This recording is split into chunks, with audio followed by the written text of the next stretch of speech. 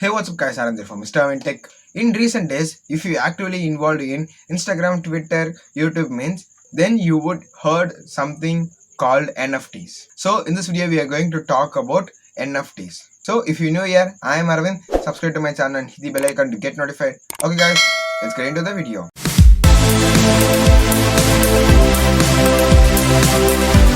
NFT.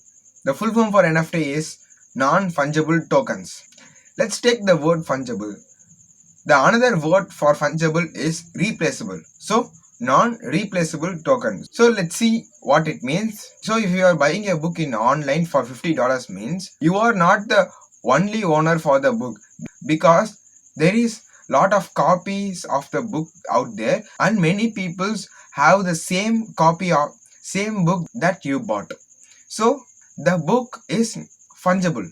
I mean replaceable. If you take a painting like Mona Lisa painting, you can't able to replace the real Mona Lisa painting because there is only one. So the painting was non-fungible. I mean non-replaceable. So like that, the NFTs are non-fungible.